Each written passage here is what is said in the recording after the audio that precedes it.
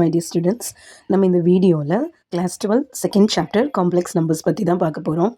நீங்கள் இங்கே பார்த்துட்டு இருக்க இந்த ஸ்லைட் வந்து நம்பர் சிஸ்டத்தோட ஒரு ஹோல் ஹைரார்க்கின்னு சொல்லலாம். Natural number and whole number இது ரெண்டுமே நீங்கள் உங்களோட ப்ரைமரி கம்பார்ட்மெண்ட்டில் இருக்கிற எல்லா ப்ராப்ளம்ஸ்லையும் வந்து நம்ம டீல் பண்ண நம்பர்ஸ் தான். ஒன்ஸ் நீங்கள் மிடில் கம்பார்ட்மெண்ட் வந்த பிறகு இண்டீஜர்ஸ், ரேஷ்னல் அண்ட் இர்ரேஷ்னல் இந்த மாதிரி ஒரு நம்பர் சிஸ்டமாக வந்து உங்களுக்கு இன்ட்ரடியூஸ் ஆகிட்டே வந்திருக்கும்.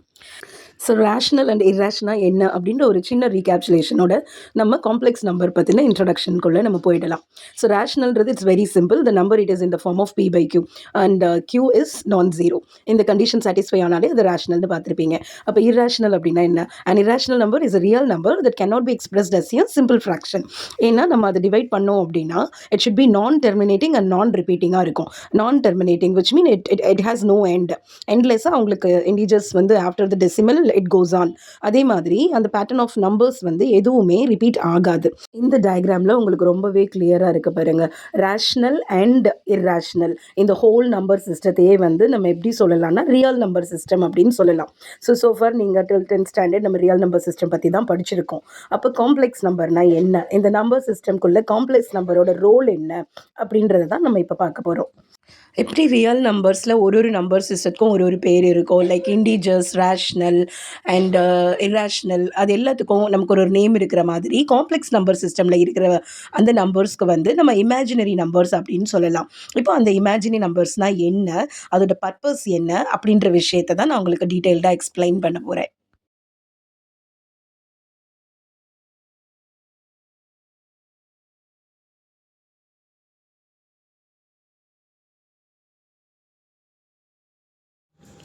ஸோ இப்போ வந்து நான் x² -9 = 0ன்னு ஒரு ஈக்குவேஷன் எடுத்துக்கிறேன். இப்போ இந்த ஈக்குவேஷனை நம்ம சால்வ் பண்ணி இதோட ஆன்சர் ஃபைண்ட் அவுட் பண்ண போகிறோம்.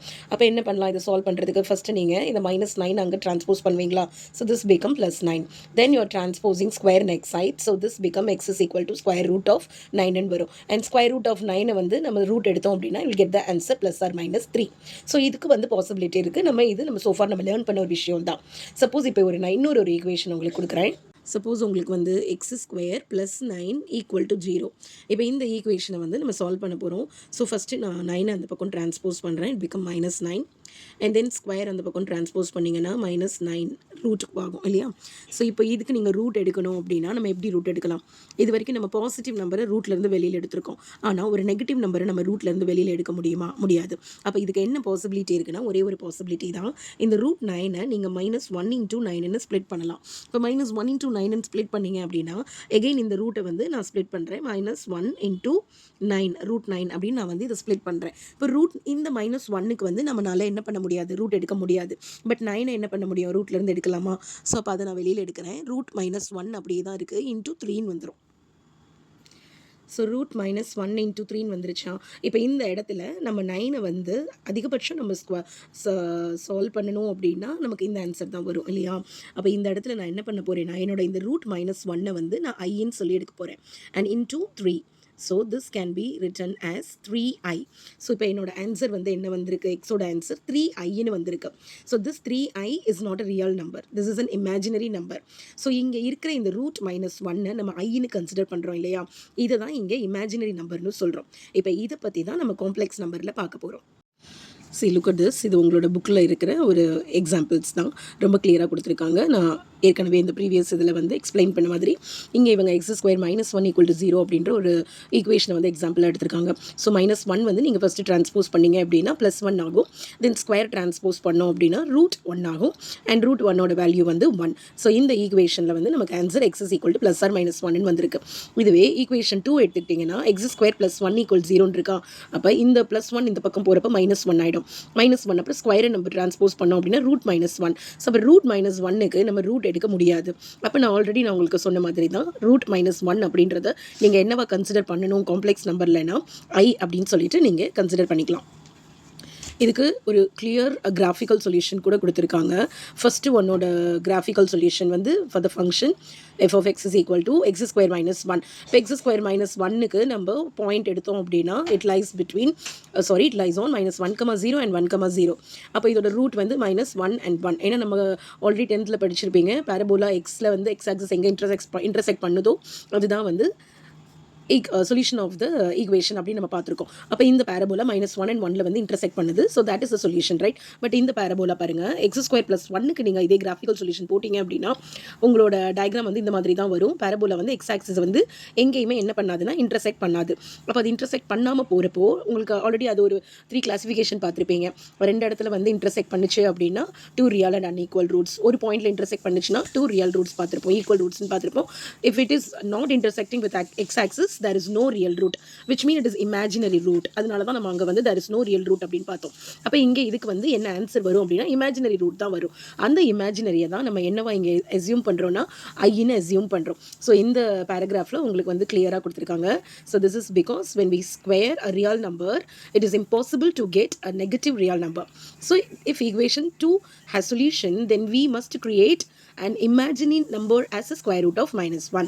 So in the imaginary unit root -1 வந்து which is denoted by I அப்படின்னு நம்ம எடுத்துக்கலாம். So the imaginary number I tells that என்ன இப்போ the imaginary number I tells that I square is equal to -1 because root -1 is equal to I. நீங்கள் root transpose பண்ணிங்கன்னா root என்னவா மாறிடும், ஸ்கொயராக மாறிடும். அப்போ I ஸ்கொயரோட வேல்யூ வந்து என்னது -1, ஐயோட வேல்யூ ரூட் -1, I ஸ்கொயரோட வேல்யூ -1. ஸோ இப்போ இதை யூஸ் பண்ணி தான் நம்ம powers of I and the complex number system இது எல்லாமே எப்படி சால்வ் பண்ணுறது அப்படின்றத இந்த யூனிட்டில் அடுத்தடுத்த எக்ஸசைஸ் அண்ட் எக்ஸாம்பிள் ப்ராப்ளம்ஸில் நம்ம கிளியராக லேர்ன் பண்ண போகிறோம். அண்ட் இங்கே வந்து உங்களுக்கு பவர்ஸ் ஆஃப் இமேஜினரி யூனிட் ஐயோட வேல்யூ இருக்கு. நெக்ஸ்ட் இதை பத்தின எக்ஸ்பிளனேஷனை நம்ம பார்க்கலாம். So powers of imaginary unit I பற்றி பார்க்கலாம். நான் ஃபஸ்ட்டு வந்து I பவர் 0 எடுத்திருக்கேன். நார்மலாகவே எக்ஸ்போனண்ட்டோட ரூல் நமக்கு தெரியும், எனிதிங் பவர் 0 1. ஸோ இங்கேயுமே அப்போ I பவர் 0ஓட வேல்யூ வந்து என்னவாயிடும், 1 ஆகிடும். நெக்ஸ்ட் வந்து I பவர் 1, I பவர் 1 அதே கான்செப்ட் தான், நம்ம எக்ஸ்போனன்ட் கான்செப்ட் படி இதோட வேல்யூ வந்து ஐன்னு ஆகிடும். ஸோ நெக்ஸ்ட் வந்து I ஸ்கொயர், I ஸ்கொயரை வந்து நான் இப்போது I இன்ட்டு I அப்படின்னு எழுதுகிறேன். So what is I? I is nothing but I power 1. So I power 1ஓட வேல்யூ வந்து நமக்கு என்ன வந்திருக்கு, we all know that ஐயோட வேல்யூ வந்து ரூட் -1 இல்லையா? அப்போ இதை நீங்கள் சப்ஸ்டியூட் பண்ணிங்கன்னா என்ன வரும், root -1 into root -1 is nothing but root -1 into root -1 is -1. ஓகேவா? ஸோ இந்த மாதிரி நம்ம இதில் பவர்ஸை வந்து 1 by 1 கேல்குலேட் பண்ணலாம். இப்போ இதே ஃபார்மேட்டில் நீங்கள் I பவர் 3 கேல்குலேட் பண்ணுங்கள். இப்போ நம்ம ஹையர் பவர் I ஸ்கொயர் வரைக்கும் நம்ம வேல்யூ கண்டுபிடிச்சிட்டோம். அப்போ இதை எப்படி ஸ்ப்ளிட் பண்ணலாம், I ஸ்கொயர் இன்ட்டு ஐன்னு ஸ்ப்ளிட் பண்ணலாமா? I ஸ்கொயரோட வேல்யூ நீங்கள் என்ன கொண்டு வந்திருக்கீங்க, -1ன்னு கொண்டு வந்திருக்கீங்க. அண்ட் தென் ஐயோட வேல்யூ வந்து என்னது, ரூட் -1. ஸோ இப்போ இதை நம்ம மல்டிப்ளை பண்ணோம் அப்படின்னா நமக்கு இங்கே என்ன ஆன்சர் வரும், அதிகபட்சம் இதை நீங்கள் -ரூட் -1ன்னு எழுதலாமா? அப்போ -ரூட் -1 அப்படின்னா -ரூட் -1 அப்படின்னா இது வந்து ரொம்ப காம்ப்ளிகேட்டடாக இருக்கும் நம்ம I கியூபுக்கு சப்ஸ்டியூட் பண்ணும்போது. அப்போ இந்த இடத்துல ரூட் -1ன்றதை நம்ம எதுவும் பண்ண முடியாது. ஸோ அப்போ நீங்கள் பெட்டர் என்ன பண்ணிக்கலாம் அப்படின்னா இந்த இடத்த நம்ம வந்து ரூட்டோட வேல்யூவை நம்ம அப்படியே வச்சுக்கலாம். தட் மீன்ஸ் -ஐனே நீங்கள் வச்சுக்கலாம். நெக்ஸ்ட் வந்து நான் I பவர் 4 எடுக்கிறேன். I பவர் 4 வந்து எப்படி பிரிக்கலாம், அதிகபட்சம் நம்ம I ஸ்கொயர் இன்ட்டு ஐன்னு பிரிக்கலாம், I ஸ்கொயர்னு பிரிக்கலாம். I ஸ்கொயர் இன்ட்டு I ஸ்கொயர்னு ஸ்ப்ளிட் பண்ணலாம். அப்படி இல்லைனா நீங்கள் I கியூப் இன்ட்டு ஐன்னும் கூட ஸ்ப்ளிட் பண்ணலாம். நான் I ஸ்கொயர் இன்ட்டு I ஸ்கொயர்னு பிரிக்கிறேன், ஏன்னா அது இன்னும் எனக்கு ஈஸியாக இருக்கும். I ஸ்கொயரோட வேல்யூ வந்து நமக்கு என்ன வந்தது, -1 வந்துதா? இப்போ இங்கே சப்ஸ்டியூட் பண்ணுங்கள், -1 இன்ட்டு -1 ஆன்சர் 1. ஸோ அப்போ I பவர் 4ஓட வேல்யூ வந்து இப்போ நமக்கு 1 வந்திருக்கு. ஸோ இந்த மாதிரி நம்ம ஒரு பவரையுமே ஈஸியாக ஸ்ப்ளிட் பண்ணி ஐயோட வேல்யூவை நம்ம ஃபைண்ட் அவுட் பண்ண முடியும். ஸோ நெக்ஸ்ட்டு நம்ம இதே வந்து நெகட்டிவ் பவர்ஸ்க்கு பார்க்க போகிறோம். நான் ஃபஸ்ட் எடுத்துருக்கிறது I power -1. So I power -1 வந்து ஃபஸ்ட்டு எப்படி எழுதலாம் பார்த்தீங்கன்னா 1 by ஐன்னு எழுதலாம். இப்போ நான் இதை சால்வ் பண்ணுறேன், கீழே I இருக்கா? ஸோ இந்த வந்து நான் அதோட இமேஜினரியோட இதோட கான்ஜுகேட்டால் நான் மல்டிப்ளை அண்ட் டிவைட் பண்ணுறேன். ஸோ ஐயோட கான்ஜுகேட் அதே தான், I divided by I. So this becomes 1 into I is I into I is I square. And I ஸ்கொயரோட வேல்யூ ஆல்ரெடி உங்களுக்கு தெரியும், நமக்கு என்ன வந்தது, -1 வந்தது இல்லையா? ஸோ அதை இங்கே சப்ஸ்டியூட் பண்ணுங்கள். So I divided by -1 is nothing but -i. So I power -1ஓட வேல்யூ வந்து -i. இப்போ I பவர் -2 சால்வ் பண்ண போகிறோம். I பவர் -2க்கு சால்வ் பண்ணுறதுக்கு இப்போ I பவர் -1ஓட வேல்யூ நமக்கு தெரியும். அதனால நான் இதை இப்போ எப்படி ஸ்ப்ளிட் பண்ணுறேன்னா I பவர் -1 ப்ளஸ் -1 இந்த மாதிரி நான் பிரிச்சுக்கிறேன். Again by the exponent law நம்ம வந்து என்ன பண்ணலாம், சம் ஆஃப் த பவர்ஸை வந்து பேஸுக்கு same base multiple rule product rule apply பண்ணி நான் பிரிக்கிறேன். I power -1 into I power -1ன்னு பிரிச்சுக்கிறேன். I பவர் -1ஓட வேல்யூ நமக்கு இங்கே என்ன வந்திருக்கு, -i வந்திருக்கா? அதை இங்கே சப்ஸ்டியூட் பண்ணுங்கள். அப்போ -i into -i, minus into minus plus. So I square and again I ஸ்கொயரோட வேல்யூ வந்து நமக்கு என்ன வந்திருக்கு, -1. அப்போது I பவர் -2ஓட ஆன்சரும் நமக்கு என்ன தான், -1 தான். ஸோ இதே மாதிரி தான் நம்ம அடுத்த ரெண்டையும் இப்போ கேல்குலேட் பண்ண போகிறோம். So next I power minus த்ரீயை I power minus two minus ஒன்னு ஸ்ப்ளிட் பண்ணுங்கள். அப்போ இதை நெக்ஸ்ட் பிரிக்கும்போது I power minus two into I power minus ஒன்னு எழுதலாம். And now I power minus two value நம்ம ஆல்ரெடி இப்போ ஃபைண்ட் அவுட் பண்ணியாச்சு. தட் இஸ் மைனஸ் ஒன் இங்கே கொண்டு வந்திருக்கோம்.